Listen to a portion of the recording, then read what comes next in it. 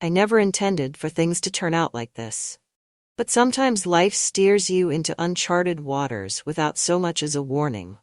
I suppose, if I were to trace it back, it all started with an offhand comment I made, half in jest, to a friend over coffee one rainy afternoon.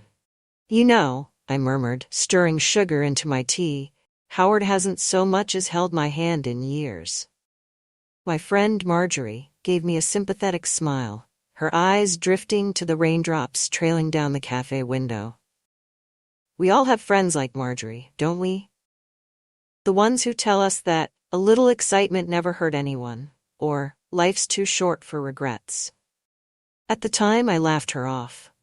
Yet, her words lingered, nudging at me in those quiet moments when I sat alone, listening to the muffled sound of my husband's heavy footsteps as he moved through the house, always pacing, always lost in some world far from me. In the silence that filled our home, memories of younger days crept back. I remembered being cherished, feeling desirable, a time before our lives settled into this chilly monotony. And then, as if life sensed my yearning, a spark of fate intervened. The family reunion was unexpected. My late sister's son, Ronan, had been a stranger for so long, living a life that seemed just as distant as he himself had been. When I saw him that summer evening, well, it was like seeing a ghost from another time, a shadow of memories long faded. Ronan had always been a bit of a mystery in the family, the rebellious one, constantly traveling, picking up odd jobs in places most people couldn't even point to on a map. At 42, he was much younger than me, of course, but age is a curious thing, isn't it? It's only numbers, years stacked up like library books gathering dust. Time plays strange tricks on the heart. All it takes is a glance, an electric connection, something simmering just beneath the surface, and suddenly years, ages, conventions, they melt like wax, leaving only the spark that dances between two souls. That evening, as he recounted tales from his travels, I found myself listening with a hunger I hadn't felt in years. He had stories from Greece, the bustling markets of Istanbul, and the wind-worn hills of Patagonia. As he spoke, his gaze occasionally met mine with a glint, something that made my heart race in a way I hadn't felt since my youth. It wasn't long after that night that we started meeting more often, first under the innocent pretense of catching up on family matters. You know how it is. Families are like webs, always in need of repair and attention. That was my excuse, at least. Yet each time we spoke, a strange, exhilarating tension built between us. A tension I tried to ignore. Lord knows I did. I told myself it was only a misplaced thrill from my youth, or a trick of the imagination. But sometimes life pushes us toward the edges of what we think we know about ourselves. Ronan, with his enigmatic gaze and his stories of a life I had once longed for, became my forbidden fascination. It was a madness that slipped in quietly, barely noticed, but soon it wove itself into every idle thought, every glance in the mirror, every moment I found myself alone, wondering, aching.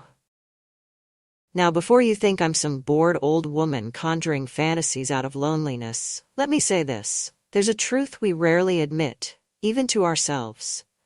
People hunger for more than mere existence. They crave to feel alive, to be seen, to be wanted.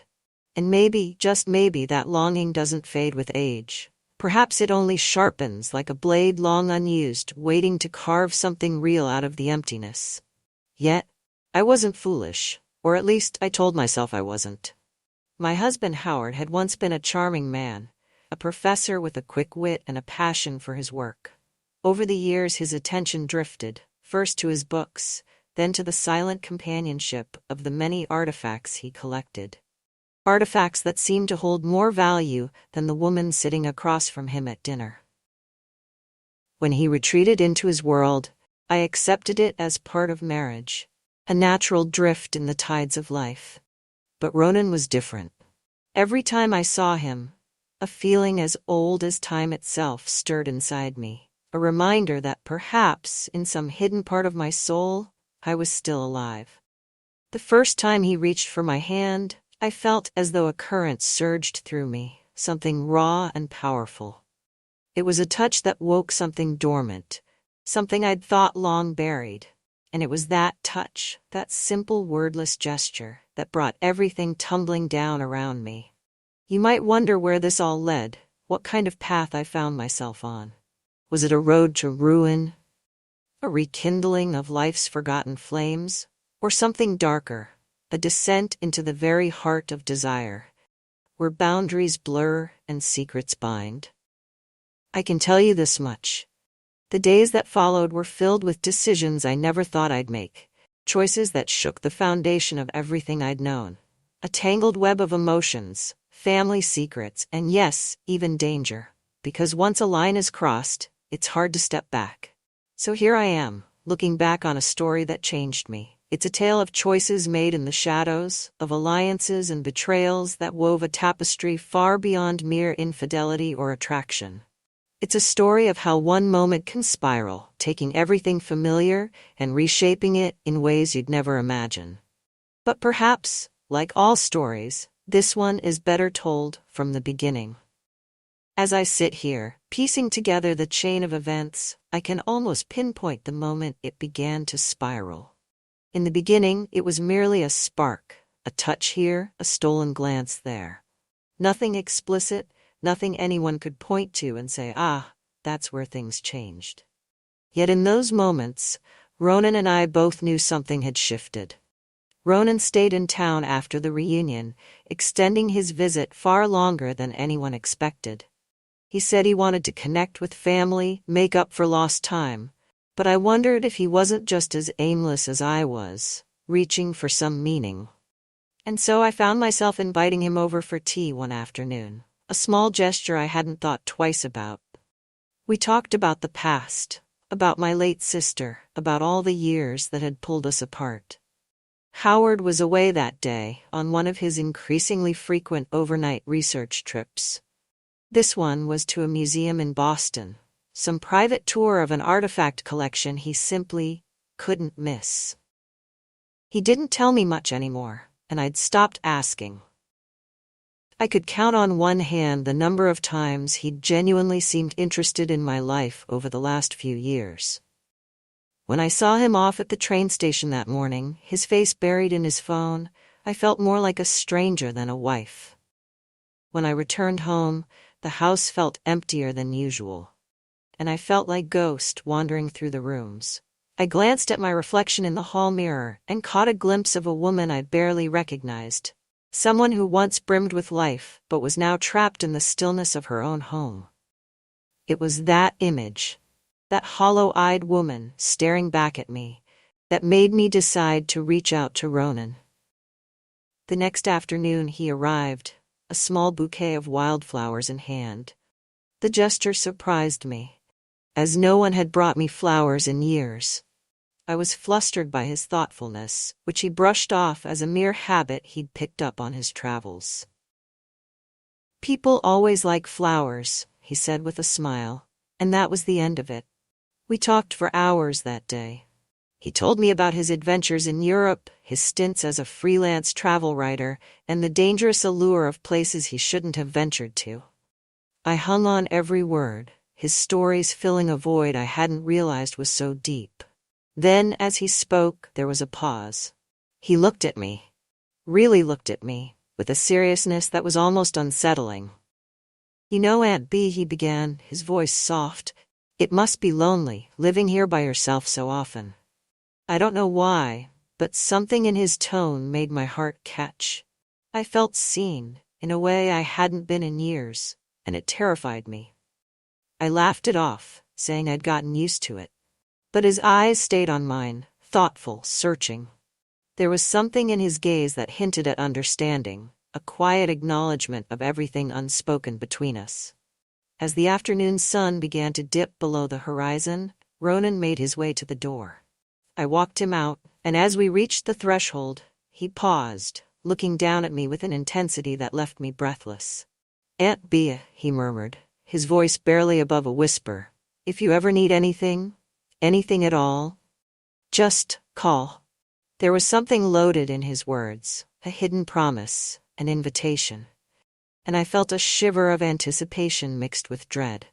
Days passed, and I tried to shake the lingering feeling his visit had left in me, but the memory of that afternoon clung to my mind. Howard returned, oblivious to my inner turmoil, his attention solely on his work and his latest batch of research findings. That night at dinner, he droned on about ancient artifacts and preservation techniques, and I tried to listen, I really did. But all I could think about was Ronan's quiet promise. The next day, under the pretense of family obligation, I invited Ronan for lunch. He arrived with the same easy charm, effortlessly drawing me into his stories and anecdotes. This time, I asked him about his relationships, curious about what kind of woman could keep up with such a nomadic life. "I've never really settled down," he replied, a hint of regret in his voice. "Maybe I'm not the settling kind." "That's hard to believe," I said, surprised at my own boldness. "You seem dependable." He looked at me then, his gaze as piercing as ever, and I felt a thrill run through me. Appearances can be deceiving, Aunt B. Sometimes people aren't what they seem. Our conversations took on a different tone after that, a more personal one. He spoke less of his travels and more about his loneliness, a loneliness I recognized all too well. And slowly, I found myself sharing things I hadn't told anyone in years. The nights spent waiting for Howard to come home, the emptiness that had settled into our marriage like dust. "It's a shame," Ronan said one afternoon, his voice low, almost a murmur. "You deserve more than this." The words echoed in my mind long after he left. They were simple, yet they held a weight that lingered. It felt as if he'd seen something in me that even I hadn't fully acknowledged, a part of me that still longed for companionship, for touch, for the life I'd long abandoned. The weeks that followed saw Howard and me drifting further apart. He was preoccupied with some new project, often gone for days at a time, and I found myself alone more often than not. My thoughts turned to Ronan with increasing frequency, my mind replaying our conversations, his subtle compliments, the way his eyes lingered on mine just a bit longer than they should. And then one evening, he called me. I was alone in the house, reading in the dim light of the living room, when the phone rang. I picked up, surprised to hear his voice on the other end, warm and familiar. "I hope I'm not disturbing you," he said, his tone gentle. "No, not at all," I replied, my heart skipping a beat. "I was just thinking about you," he continued, a hint of hesitation in his voice.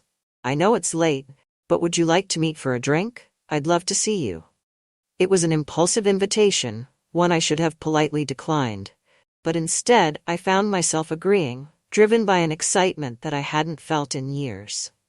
We met at a small bar in town, one I hadn't been to in ages. Ronan was already there when I arrived, seated in a quiet corner, nursing a drink.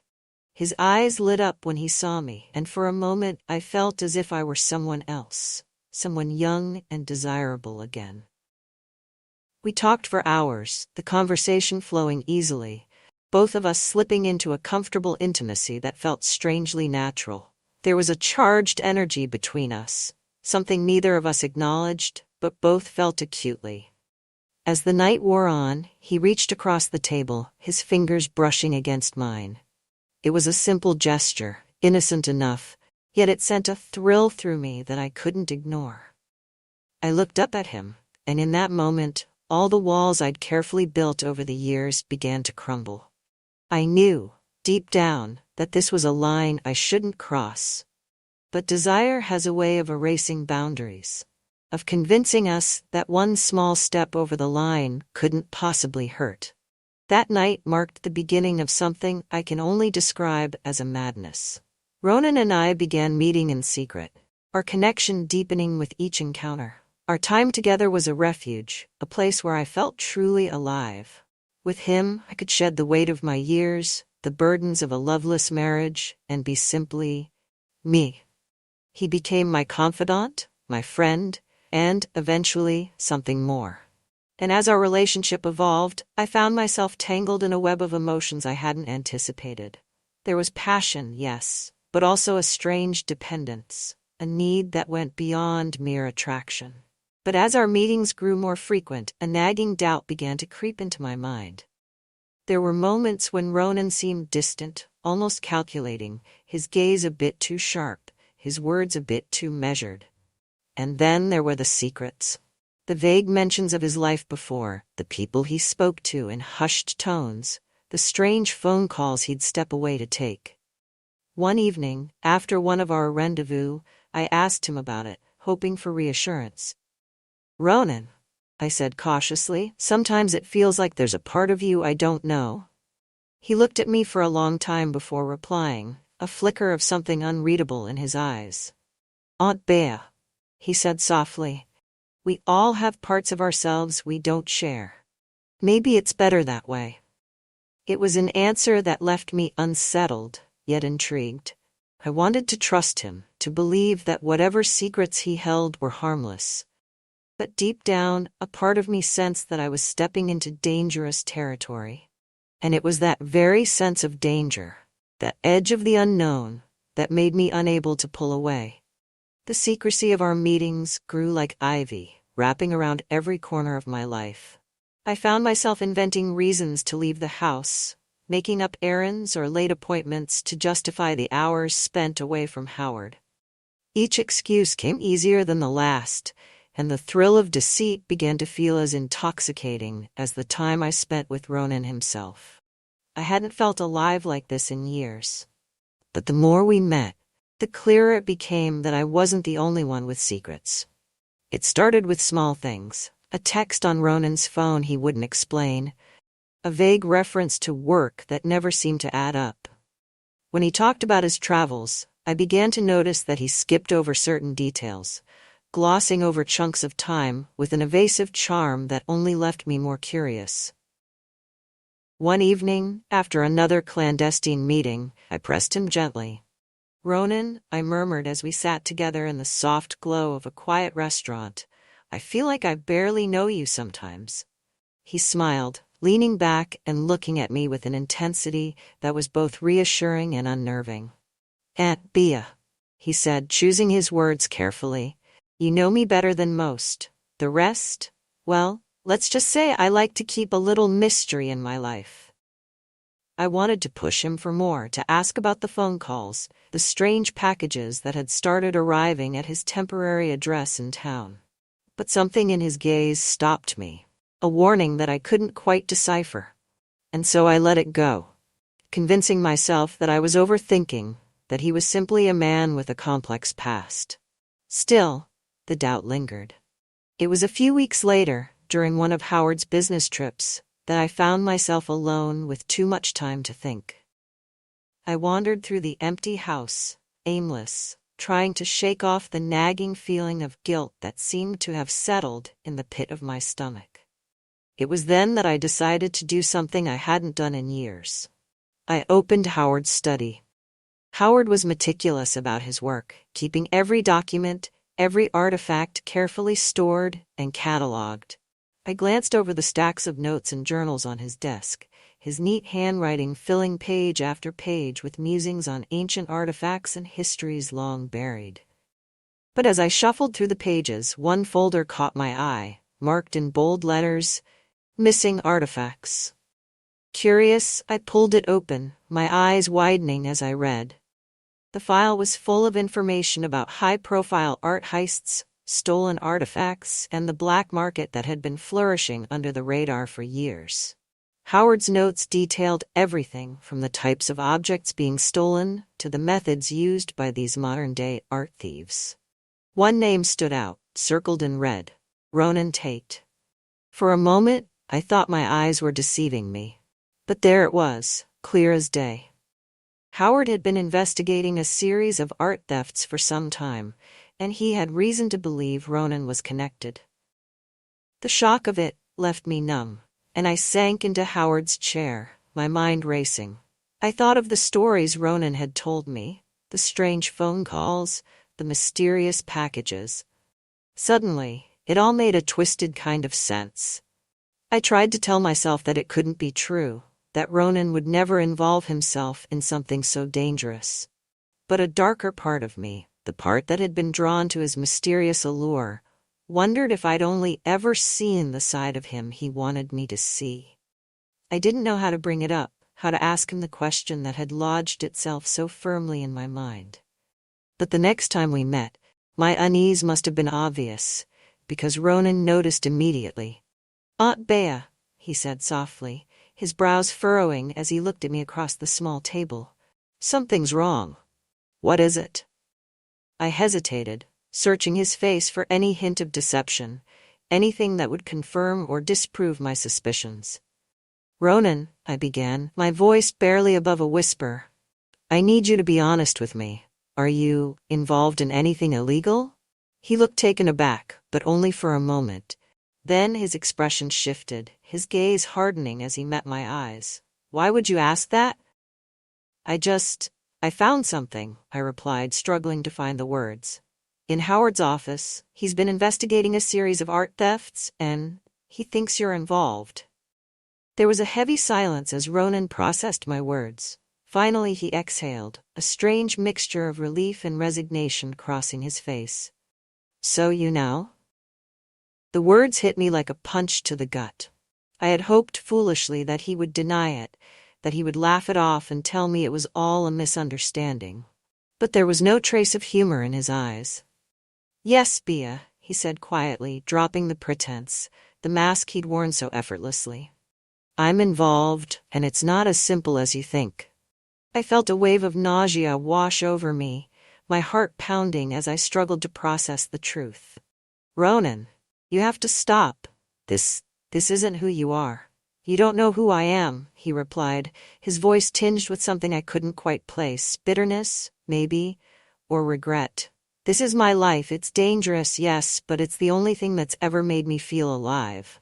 For the first time, I felt a true, crushing sense of despair. I had fallen for a man I didn't know, a man who lived a life of lies and deception. And yet, even now, knowing everything, a part of me couldn't pull away. "You could come with me," he said suddenly, his voice soft but intense. "We could leave all of this behind, your life here, Howard, everything. We could go somewhere far away, where no one knows us. I could protect you." The temptation was overwhelming. To leave, to start anew, to escape the confines of my life and step into a world of excitement and risk. It was a fantasy I'd never dared to entertain. And yet here it was, offered to me on a silver platter. But I knew it was impossible. I was tied to this life, bound by duty and loyalty, by the years I'd spent building something that, while flawed, was still a part of me.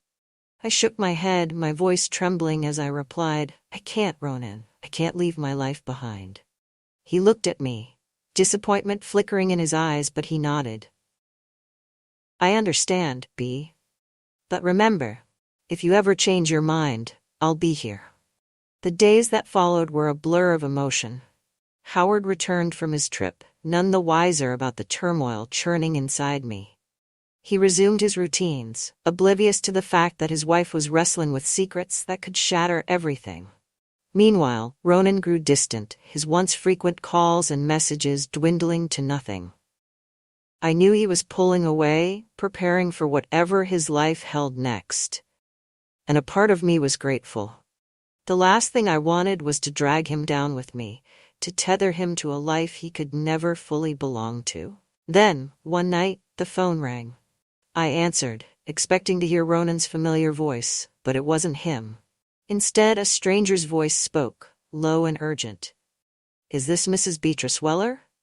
"Yes, this is she," I replied, my heart pounding. "I'm calling from the New York Police Department. We need you to come down to the station regarding a matter involving your nephew, Ronan Tate." The world seemed to tilt beneath me, my mind struggling to process what I'd just heard. Ronan, in trouble with the police. It was the nightmare I'd feared, the consequence of the life he'd chosen. And now it seemed that life had caught up with him. I went to the station the next morning, trembling as I stepped inside. The detective, a stern man with tired eyes, looked at me with a mixture of sympathy and suspicion. "Mrs. Weller," he began, "we understand that your nephew, Ronan Tate, has been staying in town for the past few months. Is that correct? Yes, I replied, my voice barely audible. The detective leaned forward, his gaze unyielding. Did you know he's a suspect in an ongoing investigation? We believe he's involved in a string of high-profile arths across the Northeast. I felt a wave of nausea as the truth settled over me. This was real. More real than I'd ever imagined. Ronan was no longer the charming man I'd shared stolen moments with. He was a fugitive, a man wanted by the law. And in that moment, I had a choice. I could either protect him, lie for him, shield him from the consequences of his actions. Or I could tell the truth, expose him for what he was, and sever the ties that bound us. In the end, I chose to protect him. Perhaps it was foolish, perhaps it was selfish. But I couldn't bear the thought of betraying him, of letting the man I had come to care for be dragged down by his own mistakes. And so I lied. I told the detective that I knew nothing, that Ronan was simply visiting family, that he had never mentioned anything about stolen art. They let me go, but the suspicion lingered, the knowledge that I had just crossed a line that could never be uncrossed. As I left the station, I felt a strange sense of finality, a weight that settled over me like a shroud. I had lied to protect a man who had led me into a world of secrets and lies, a man who had taken me to the edge and then left me to face the consequences alone. And as I walked out into the morning light, I realized that my life would never be the same. After that day at the police station, I didn't hear from Ronan for weeks. I called, texted, every attempt went unanswered. It was as though he had vanished, leaving only questions in his wake. I spent each day in a tense silence, waiting, wondering if the detectives would show up again or if Ronan would come back to explain himself. Life with Howard resumed its usual monotony, his presence both comforting and suffocating in its familiarity. He noticed the changes in me, the way I drifted through our home with a restless energy I couldn't conceal.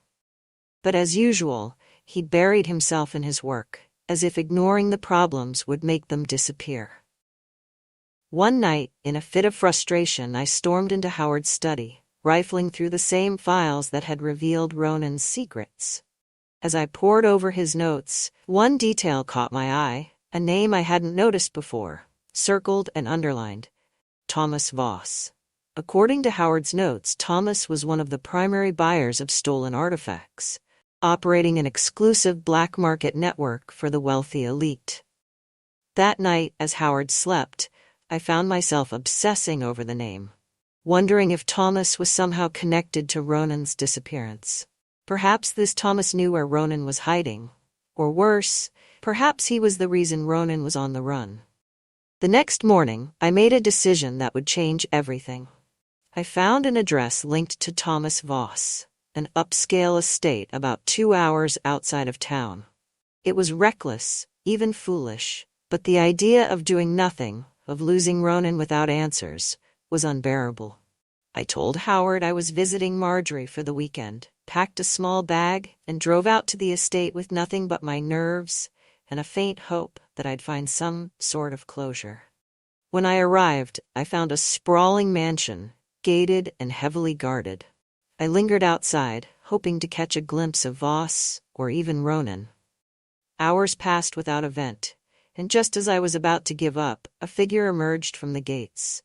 A tall man with an air of authority and a sharp gaze that immediately sent a chill down my spine. It was Thomas Voss himself. I forced myself to approach, praying he wouldn't see through my hastily constructed story. "Mr. Voss," I began, mustering my courage, "I need your help. I'm looking for my nephew, Ronan Tate." His gaze flickered with recognition at the name, but he said nothing, waiting for me to continue. "He's in trouble, and I think he's mixed up with people who might hurt him." Voss smiled, a cold, calculated smile that only deepened my unease. "Your nephew is an interesting man, Mrs. Weller, but I'm afraid there's little I can do. If he's disappeared, it's because he chose to."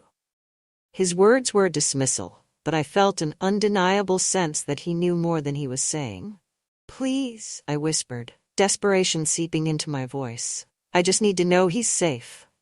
Voss's smile faded, his gaze hardening. Safety is a matter of choice, Mrs. Weller. Ronan chose his path, and now he must face the consequences. He turned and walked away, leaving me standing alone on the steps, feeling both foolish and terrified. I'd come seeking answers but left with even more questions, and a haunting suspicion that Ronan was involved in something far darker than I'd ever imagined. Weeks passed without word, and just as I was beginning to accept that Ronan was gone, a message appeared on my phone. Late one night. Meet me at the old cafe, noon tomorrow. Come alone. The text was unsigned, but I knew immediately it was Ronan. I spent a sleepless night torn between relief and dread, wondering if I would confront a version of him I didn't recognize, a stranger wrapped in the familiar face of the man I once thought I loved. The next day I arrived at the cafe, heart pounding as I scanned the crowd. Finally, I spotted him. Leaning against the wall, his face drawn and shadowed, a world of weariness etched into his features. Ronan, I breathed relief flooding through me as I approached him. But his expression remained guarded, distant. Bia, you shouldn't have come, he said, his voice low and strained. I needed to know you were safe, I replied, searching his face for any hint of warmth. Where have you been? Running, he said simply. I got in too deep with people like Voss. There's no going back now. The words chilled me, but I forced myself to remain calm. Ronan, please, let me help you. We can find a way out of this together. He shook his head, his eyes dark and unyielding. There's no way out, B. This is the life I chose. The only way you can help me now is by staying away. The words felt like a slap, but I knew they were true. He had chosen this path, and now he was bound to it by forces far stronger than either of us. All I could do was accept it and let him go. But as I turned to leave, he caught my arm, his voice barely a whisper. I'm sorry, Bia. I never wanted you to get hurt. It was a bittersweet farewell, a fractured goodbye that left me with more scars than I cared to admit. As I walked away from the cafe, a hollow ache settled into my chest, knowing I had lost Ronan for good. Life resumed its empty rhythm, but the ghosts of my past choices lingered, haunting every quiet moment. Howard remained oblivious, engrossed in his research, while I drifted through the days with a numb sense of resignation. Then, one afternoon, I received a letter. It was an invitation, a formal, elegant envelope bearing the embossed emblem of Thomas Voss. Inside was a single, chilling message. Join me for tea. I believe we have unfinished business. The words struck me with a sense of foreboding, yet an undeniable curiosity drove me to accept. I arrived at his estate, steeling myself as the butler led me into a lavish sitting room where Voss awaited, his cold gaze appraising me with a calculating intensity. Mrs. Weller, he began, pouring a cup of tea with meticulous precision. I understand that you were close to your nephew. It must be difficult, losing someone so connected to your heart. The way he said it, with a trace of mockery, made my skin prickle. What do you want, Mr. Voss? I asked, unable to mask the anger in my voice. He smiled, unfazed by my hostility. I want to make you an offer, Mrs. Weller. You see, Ronan left certain loose ends when he disappeared. As his closest living relative, I believe you're in a unique position to settle those debts. I stared at him, horrified. You want me to pay off his debts?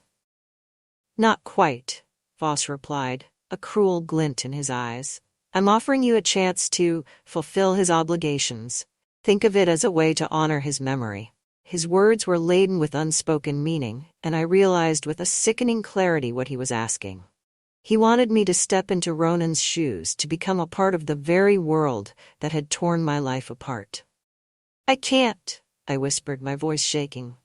I'm not like him. Oh, but you are, Mrs. Weller, he said, his voice a silken threat.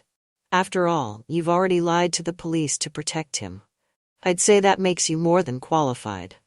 I sat in silence, my mind racing, trapped between the horror of his offer and the dark allure of the escape he promised. The days that followed were a haze of indecision, each moment a battle between my loyalty to Ronan and the moral line I had already blurred. I told myself I could say no, walk away, return to my life with Howard, and pretend this nightmare had never happened. But the truth was, I had already crossed too many lines. My involvement with Ronan, my lies to the police, Voss knew everything. He had me cornered, and he knew it. And so, with a mixture of fear and resignation, I found myself at Voss's estate once more, agreeing to his terms. I told myself it was a temporary arrangement, a way to settle Ronan's debts and free myself from Voss's grip. But the tasks he gave me, the contacts he introduced me to, the covert exchanges and subtle deceptions soon became a twisted part of my life.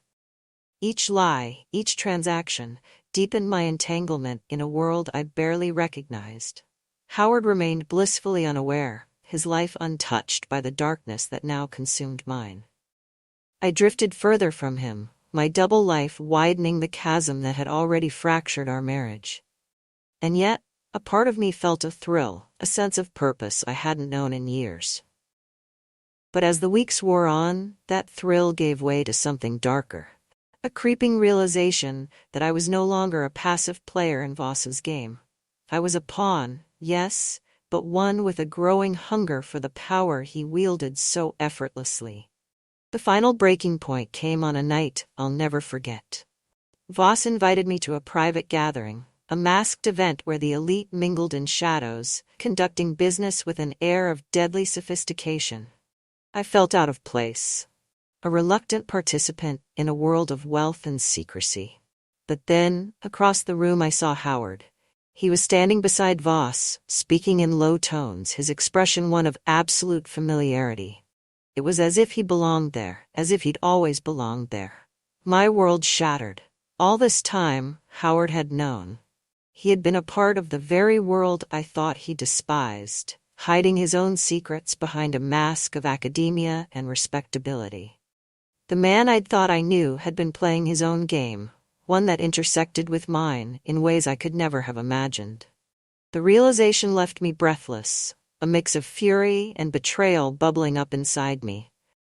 I had sacrificed everything for a man who had lied to me, hidden the truth as he watched me spiral into the very darkness he was a part of.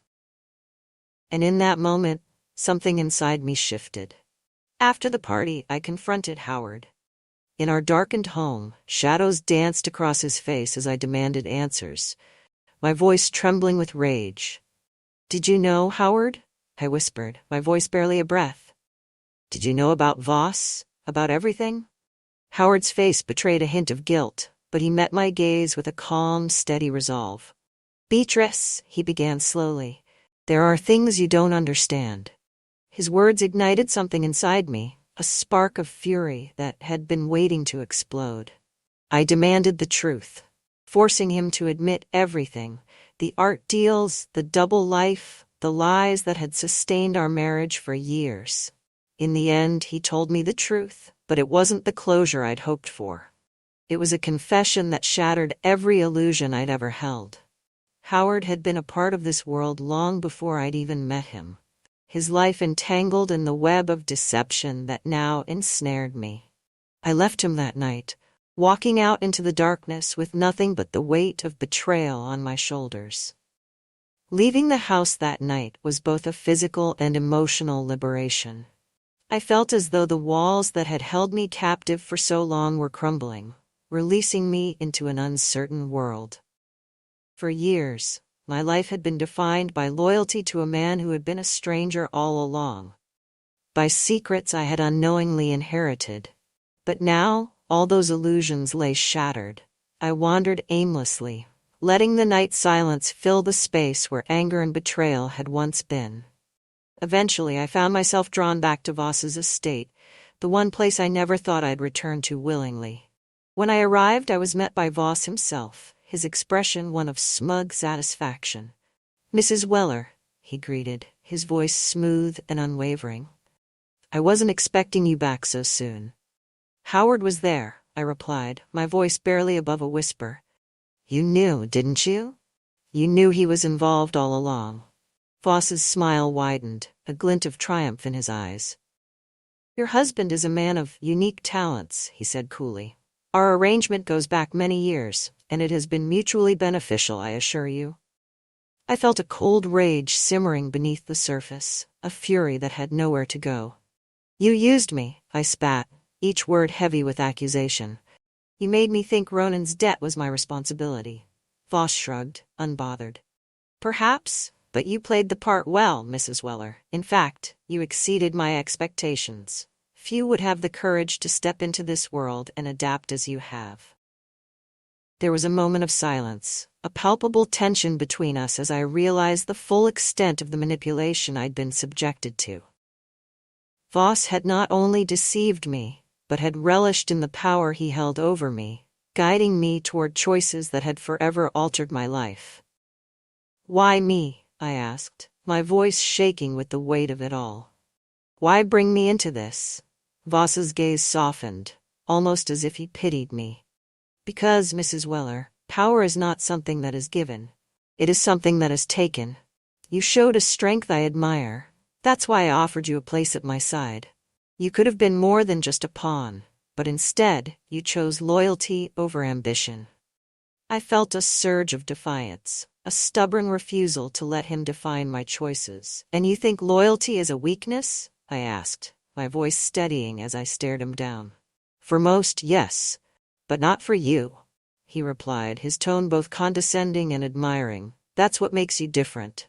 In that moment something clicked.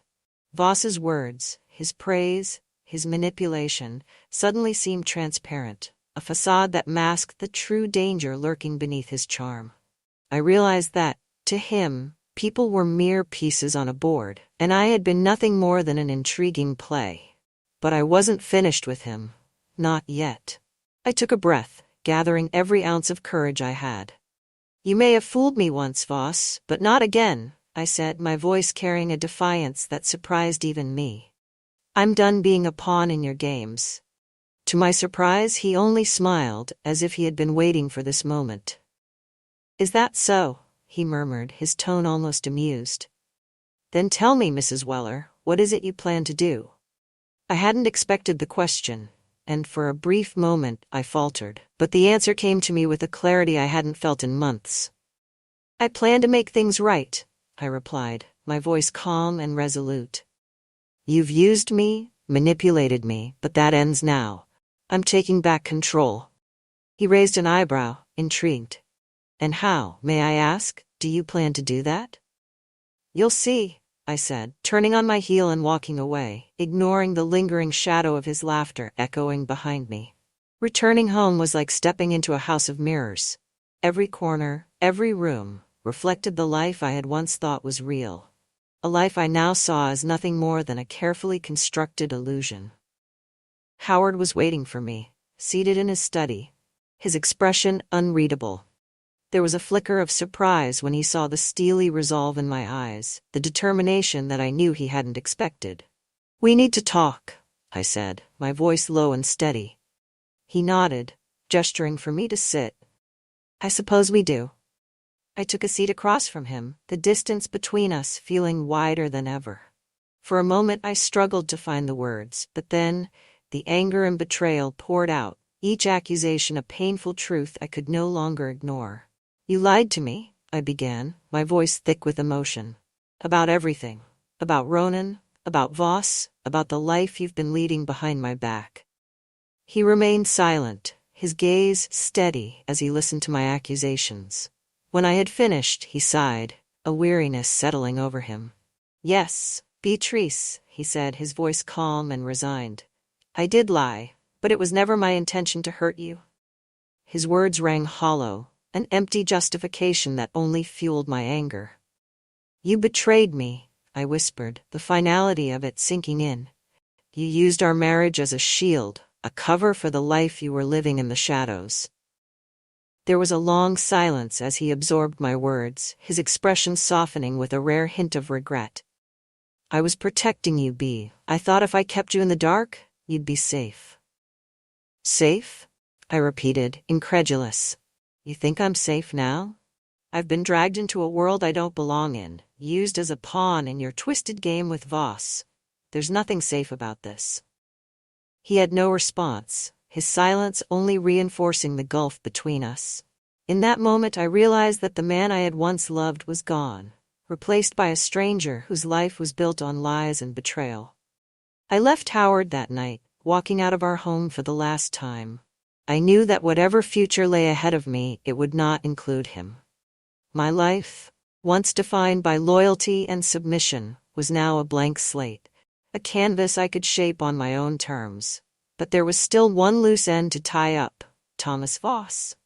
I returned to his estate one final time, determined to confront the man who had manipulated me, used me as a pawn in his game of power.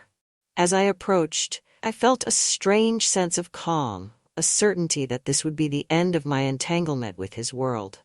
Voss greeted me with his usual smirk, but I could see a flicker of surprise in his eyes as he took in my determined expression. "Mrs. Weller," he said, his voice dripping with sarcasm. "To what do I owe the pleasure?" "I'm here to end this," I replied, my voice unwavering. "You've used me, played me, but I'm done being your pawn." Voss chuckled, clearly amused. "Is that so? And how exactly do you plan to end this?" "By walking away," I replied, holding his gaze with a defiance I hadn't felt in months. "You may have manipulated me, but you no longer hold any power over me." He smiled, clearly enjoying the challenge.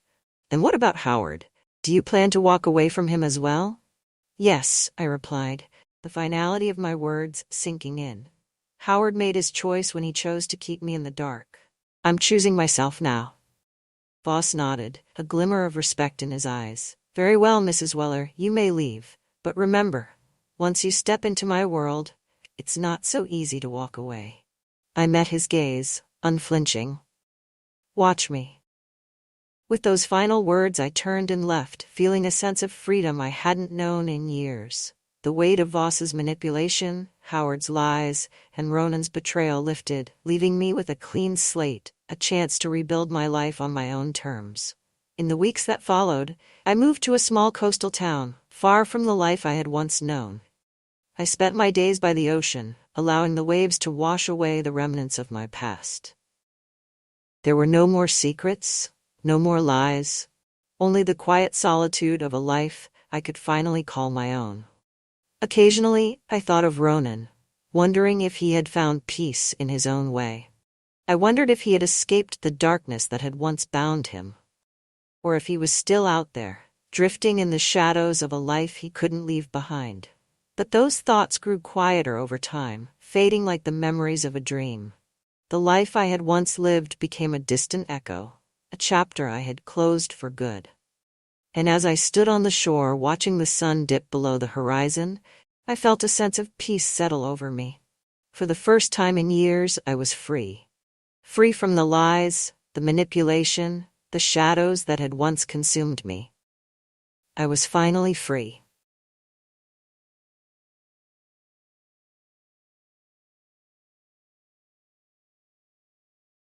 It started with a small stumble and a touch that lingered just a second too long. Nathan and I were crammed together in the cluttered storage room, trying to organize the mess of old furniture and forgotten boxes that had accumulated over the years. The air was thick with the smell of dust and the faint citrus of his cologne, which somehow made the room feel smaller. We'd been at it for over an hour, and despite the awkward proximity, I'd managed to keep things normal, or so I thought. Until I tripped. My foot caught on the edge of a box, and before I could catch myself, Nathan's hands were on me, firm and steady, gripping my waist to stop me from falling. The moment froze between us. His touch sent a shiver through me, and when I looked up, his face was closer than I realized, his eyes searching mine in a way that made my heart pound harder than it should have. "You okay?" he asked, his voice low and concerned. Yeah, I'm fine," I stammered, pulling away quickly. But even as I stepped back, I could still feel the warmth of his hands, the weight of his gaze lingering on me. We went back to work, but something had shifted. Every brush of our hands as we passed things to each other, every accidental glance, felt like it carried too much weight. By the time we finished, my cheeks were flushed, and my nerves were frayed. "Thanks for helping me," I said, trying to sound casual as we stood by the door. "Anytime," he replied, his lips curling into a faint smile that set my pulse racing.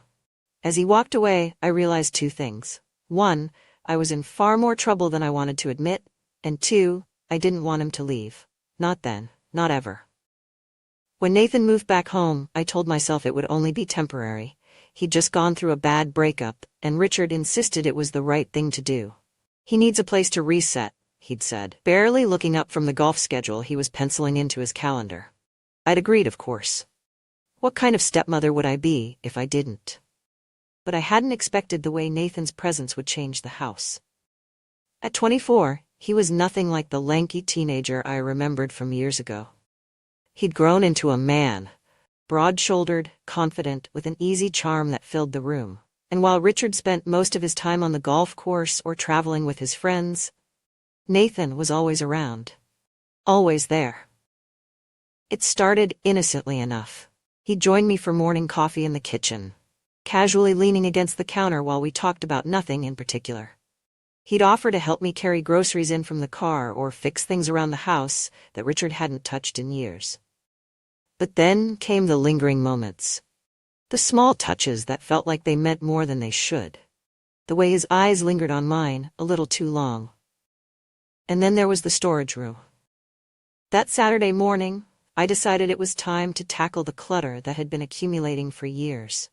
Richard was off at some golf retreat, and the house felt too big and too quiet without him. I grabbed a pair of gloves and a trash bag, bracing myself for the mess I was about to dive into. Nathan appeared as I was pulling open the door to the storage room. "Need a hand?" he asked, his voice warm and casual. I hesitated for a moment. "You don't have to," I said, though a part of me was already hoping he'd stay. "I've got nothing else to do," he replied with a shrug. "Besides, it'll go faster with two people." I couldn't argue with that, so I nodded, stepping aside to let him in. The room was cramped, filled with old furniture, boxes of holiday decorations, and other forgotten relics of our lives. We started sorting through the mess, pulling out items to donate, trash, or keep. At first the work was mundane: dusty photo albums, broken lamps, faded tablecloths. But as the hours passed, something about being in that small, enclosed space together began to feel different. It happened when we were moving an old dresser. It was heavy, and I struggled to keep my grip as we maneuvered it toward the wall. "Careful," Nathan said, stepping closer to help steady it. His hand brushed against mine, and for a second I froze. His touch was warm, and when I looked up, his face was just inches from mine. "You okay?" he asked, his voice low. "Yeah," I said quickly, pulling my hand away. "I've got it." But I didn't. A moment later, my foot caught on the edge of a box, and I stumbled backward. Nathan moved instinctively, his hands gripping my waist as he steadied me. The dresser clattered against the wall, but I barely heard it over the pounding of my heart. For a moment, neither of us moved. His hands were firm on my waist, his grip steady and strong, and I was painfully aware of how close we were. I could feel the warmth of his breath against my cheek, and when I looked up, his eyes met mine, filled with something I couldn't quite name. "You sure you're okay?" he asked again, his voice softer this time. "I'm fine," I managed, my voice barely above a whisper. He didn't let go right away. His hands lingered just a moment too long before he stepped back, his expression unreadable. After that, everything felt different. The air in the room was heavier, charged with an unspoken tension that neither of us dared to address. We worked in silence, our movements careful and deliberate, but every time our hands brushed or our eyes met, my heart skipped a beat. By the time we finished, the storage room looked almost unrecognizable. The clutter was gone, replaced with neatly stacked boxes and labeled bins. But I could barely focus on the work we'd done. All I could think about was the way Nathan had looked at me, the way his touch had lingered, the way my body had responded in a way I couldn't ignore. "Thanks for helping me," I said as we stood by the door, trying to sound casual. "Anytime," he replied, his lips curling into a faint smile that made my pulse quicken. I watched as he walked away, his steps slow and deliberate. The house suddenly felt too quiet again, and I realized I didn't want him to leave. Not then, not ever. That night, I couldn't stop thinking about the storage room. Every detail replayed in my mind. The warmth of his hands, the intensity in his eyes, the way my heart had raced like I was a teenager again. It was ridiculous, I told myself. He was my stepson. This was wrong.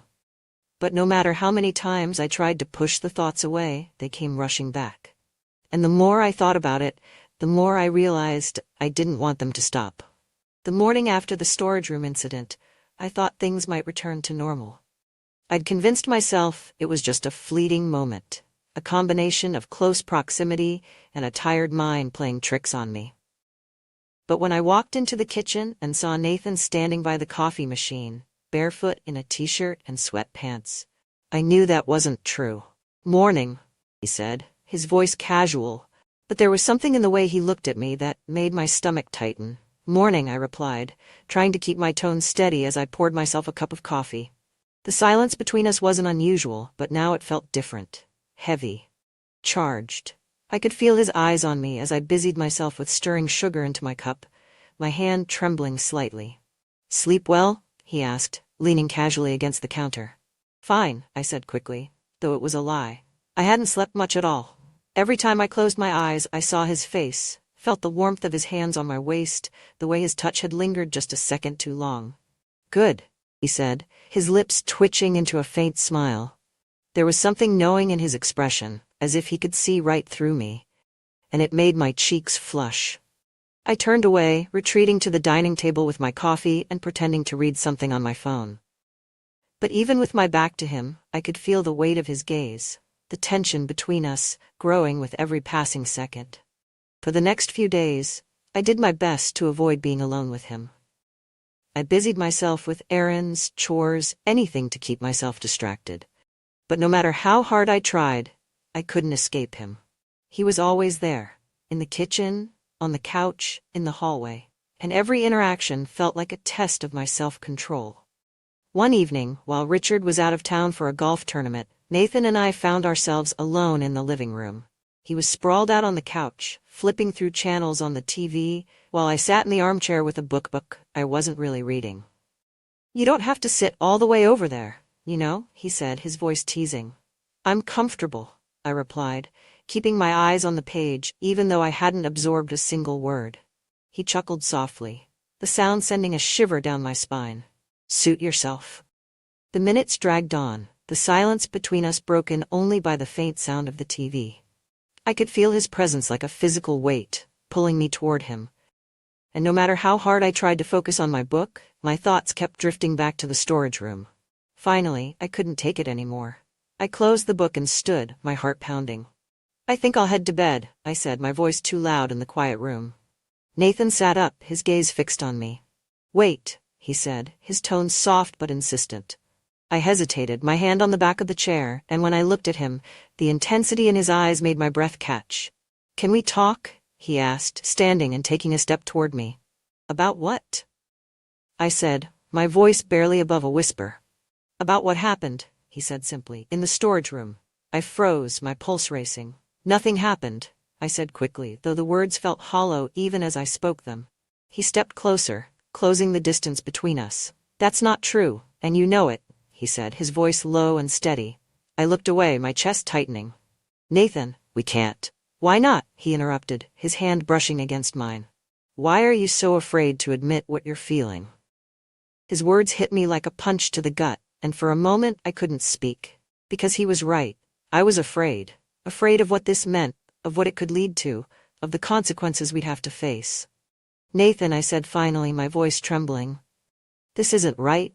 You're my—" "Don't," he said, his tone firm but gentle. "Don't say it like that. I'm not a kid, Vivian. I know what I'm doing, and I know you feel it too." He reached for my hand, his fingers curling around mine, and when I looked up at him, the vulnerability in his eyes broke down the last of my defenses. Before I could think better of it, I closed the distance between us, my lips crashing against his in a kiss that was desperate and hungry and long overdue. He responded immediately, his arms wrapping around me, pulling me closer as the kiss deepened. We didn't make it to the bedroom that night. The living room became our world, the couch our sanctuary, as we lost ourselves in each other. His hands were everywhere, on my back, my waist, my thighs, exploring me with a mix of reverence and urgency that left me breathless. It was raw and intense, and for the first time in years, I felt truly alive. There was no hesitation, no second guessing, just the overwhelming need to be close to him, to feel his skin against mine, to let go of everything else and just be.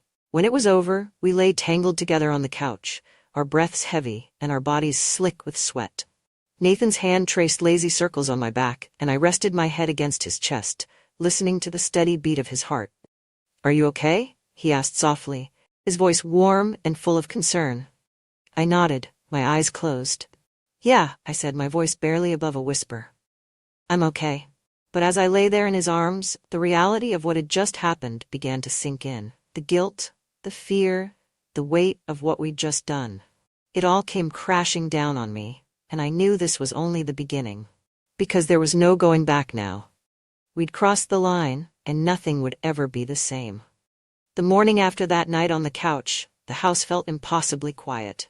Nathan was already gone when I woke up, leaving behind an empty coffee cup in the sink and a note on the counter that simply said, "See you later." The words were casual, but the sight of his handwriting made my stomach flip. I stared at the note for far too long, replaying the events of the night before in my mind.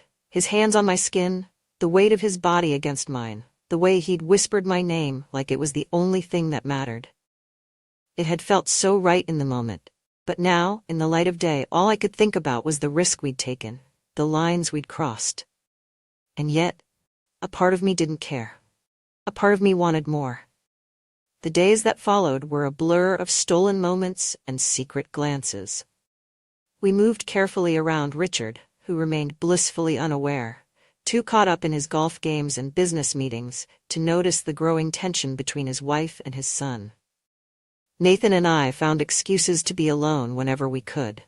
A trip to the grocery store turned into a chance to hold hands in the car, his fingers brushing against mine in a way that made my heart race. A late-night movie in the living room ended with him pulling me onto his lap, his lips trailing down my neck as I tried and failed to keep quiet. The thrill of it all was intoxicating. Every touch, every kiss, every whispered word felt like a rebellion against the life I'd been living for so long. With Nathan, I felt seen, desired, alive in a way I hadn't felt in years. But the secrecy was exhausting. Every time we were together, I was hyper-aware of the risks we were taking, the consequences we'd face if we were caught. And yet, I couldn't bring myself to stop. One afternoon, Richard announced that he'd be spending the weekend at a golf retreat with some old friends. As soon as he left, the house felt lighter, freer, as though the walls themselves were giving us permission to let our guard down. Nathan found me in the garden, where I was pruning the roses. He stood at the edge of the patio, watching me with a small smile that made my chest tighten.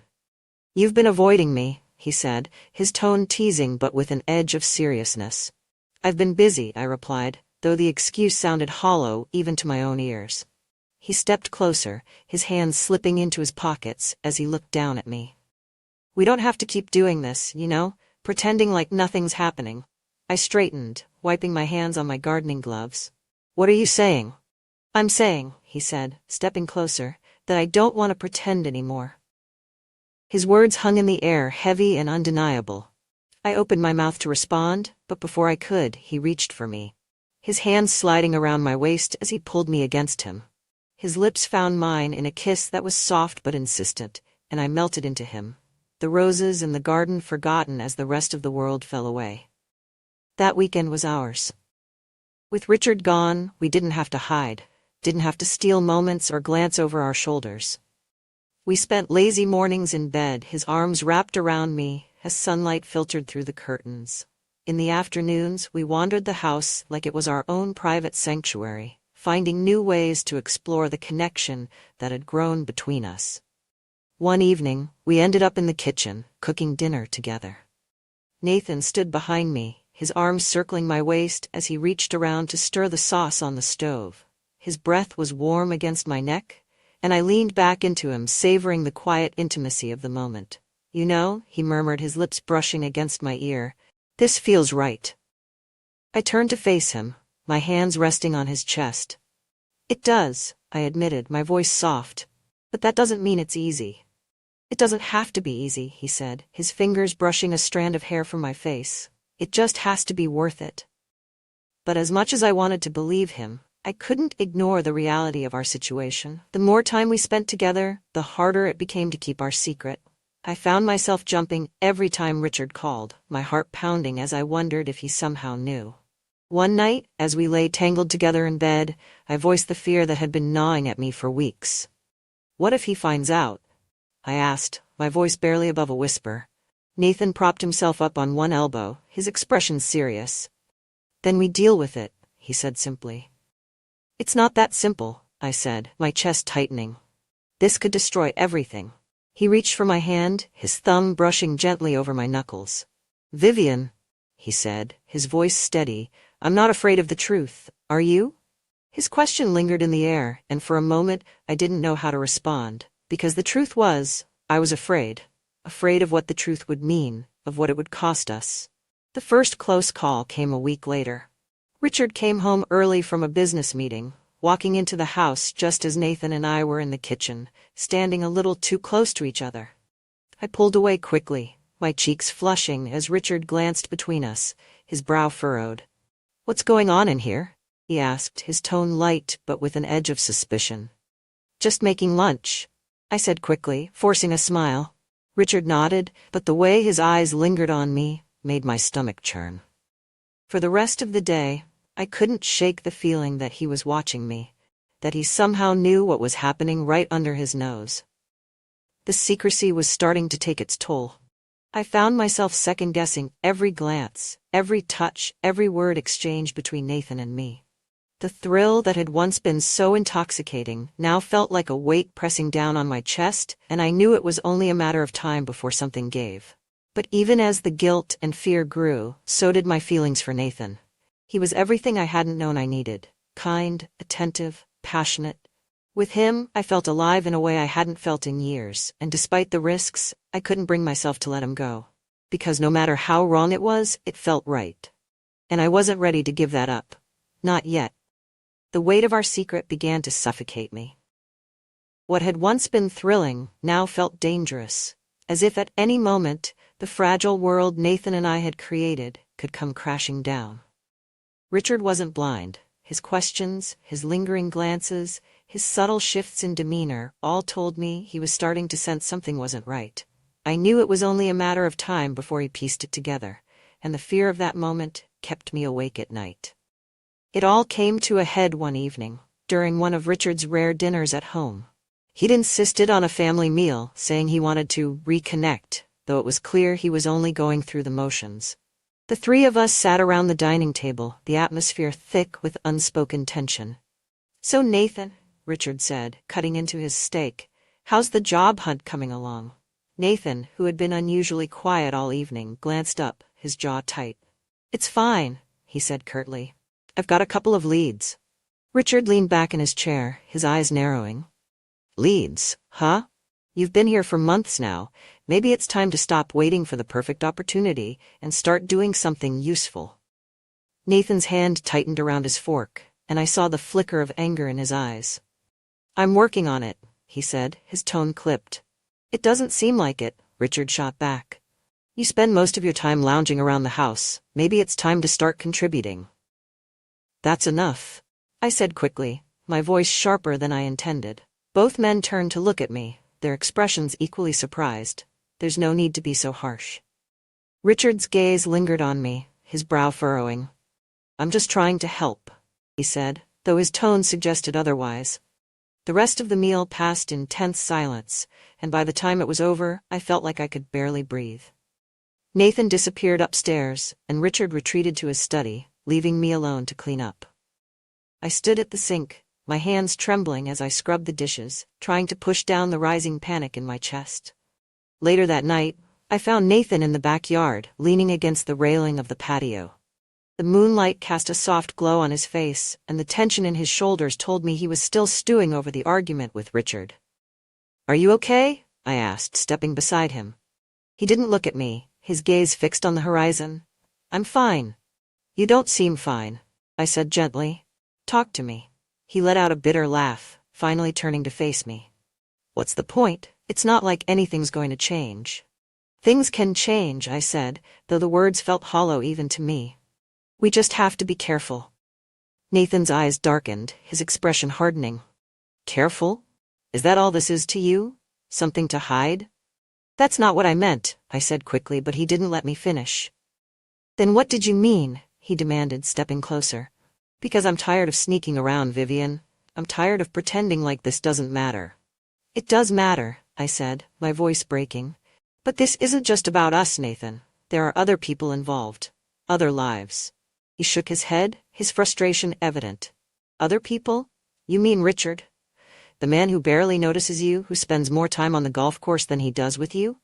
The man who doesn't even see you? His words hit like a punch to the gut, and I felt tears welling in my eyes. He's my husband, I said softly. Whether you like it or not, he's my husband. And what about me? Nathan asked, his voice trembling. What am I to you, Vivian? Just a distraction? A mistake? The pain in his voice broke something inside me, and before I could stop myself, I reached for him, my hands cupping his face. You're not a mistake, I whispered. You could never be a mistake. For a moment, we just stood there, the weight of the truth hanging between us. And then he kissed me, his lips fierce and desperate, as if he was trying to hold on to something he knew he was about to lose. I kissed him back, pouring everything I couldn't say into that moment, but when we finally pulled apart, the reality of our situation crashed down around us. The breaking point came the next day. Richard had invited his old friend Martha over for lunch, a woman whose sharp eyes and sharper tongue had always made me uneasy. From the moment she arrived, I could feel her watching me, her gaze lingering a little too long on Nathan and me, whenever we were in the same room. You two seem close, she said casually as we sat in the living room after lunch, her eyes flicking between Nathan and me. It's nice to see a family getting along so well. Her words were innocent enough, but the way she said them sent a chill down my spine. I forced a smile, trying to ignore the knowing glint in her eyes, but I could feel my composure slipping. Later, while I was in the kitchen, cleaning up, Martha approached me. Vivian, she said, her tone quiet but firm. I don't mean to pry, but is there something going on between you and Nathan? The blood drained from my face, and I turned to her, my heart racing. Of course not, I said quickly, the words tumbling out before I could think them through. Why would you even suggest that? She raised an eyebrow, her expression skeptical. I'm not blind, Vivian. The way you look at him, the way he looks at you. It's not exactly subtle. I opened my mouth to protest, but no words came. Martha's gaze softened slightly, and she sighed. Whatever it is you're doing, you need to stop. Before it's too late. Her words haunted me for the rest of the day. I knew she was right, but stopping felt impossible. The thought of walking away from Nathan, of going back to the life I'd been living before him, felt like a death sentence. But the fear of what would happen if we didn't stop was even greater. That night, I lay awake, staring at the ceiling as Richard snored softly beside me. My mind was a whirlwind of guilt, fear, and longing, and I knew something had to give. We couldn't keep going like this, not without destroying everything in the process. The truth was inevitable, and I wasn't sure if I was ready for what would happen when it finally came out. The day it all came crashing down started like any other. The house was quiet, the air thick with the kind of stillness that felt almost suffocating. Richard had left early for another round of golf, and Nathan had gone out to run errands. Or at least, that's what he'd told me. I sat at the kitchen table with a cup of coffee, staring at the untouched toast on my plate, my mind racing with thoughts I didn't want to confront. Martha's words had haunted me ever since she'd confronted me in the kitchen. You need to stop, before it's too late. But stopping felt impossible. Nathan and I had gone too far, crossed too many lines to simply walk away. And yet, the weight of what we were doing was crushing me. I could feel the walls closing in, the inevitability of the truth coming to light. I didn't know it would happen that day. I didn't know everything I'd been trying to hold together would shatter before the sun went down. It started with a phone call. Richard returned home earlier than expected, his mood unusually tense as he set his golf bag down in the entryway. "Martha called me," he said, his voice clipped. My heart sank. "Oh?" I said, trying to keep my tone neutral. "She mentioned that you two had an interesting conversation the other day," he said, his gaze fixed on me. "Care to explain?" I froze, my mind scrambling for a response. "It was nothing," I said quickly. "Just small talk." Richard's eyes narrowed. "Funny, because she seemed to think there was something going on between you and Nathan." The room felt like it had tilted on its axis. My throat tightened, and I opened my mouth to deny it, but the words wouldn't come. "Vivian," Richard said, his tone dangerously calm. "I want the truth. What's been happening in this house?" Before I could answer, the door opened, and Nathan walked in. He froze when he saw us, his gaze darting between Richard and me. The tension in the room was palpable, and I could see the realization dawning on his face. "What's going on?" Nathan asked, his voice wary. I was just about to ask the same thing. Richard said, his eyes narrowing as he turned to his son. "Care to enlighten me, Nathan? What exactly has been happening between you and my wife?" Nathan's jaw tightened, and for a moment he didn't respond. Then he stepped forward, his shoulders squared. "You already know, don't you?" he said, his voice steady. Richard's face contorted with anger, and he let out a bitter laugh. "You're not even going to deny it? Unbelievable." "I'm not going to lie to you," Nathan said, his tone firm. "I care about her. I love her." The words hung in the air like a bomb, and I felt my knees weaken. Richard turned to me, his face a mix of rage and disbelief. "Is that true?" he demanded. I couldn't speak. The truth was written all over my face, and Richard saw it. He let out a sharp, humorless laugh, shaking his head. "Unbelievable," he said again, his voice rising. "My wife and my son. How long has this been going on?" "Richard, please," I said, my voice trembling. "It's not. Don't." He snapped, cutting me off. "Don't try to justify this. Don't try to make this into something it's not." Nathan stepped closer, his jaw tight. "This isn't just some fling," he said. "We didn't plan for this to happen, but it did, and I'm not going to apologize for how I feel." Richard's fists clenched, and for a moment I thought he was going to hit him. But instead, he turned to me, his voice trembling with fury. "Get out," he said. "What?" I asked, my heart sinking. "Both of you," he said, his voice rising. "Get out of my house, now." The drive to Nathan's apartment was silent. I sat in the passenger seat, my hands trembling as I stared out the window. My mind was a whirlwind of emotions. Guilt, shame, anger, and a deep, aching sadness. I'd known this day would come, but nothing could have prepared me for the reality of it. When we arrived, Nathan helped me carry my bags inside. The apartment was small and sparsely furnished, a far cry from the home I'd shared with Richard. But it was quiet, and for the first time in hours, I felt like I could breathe.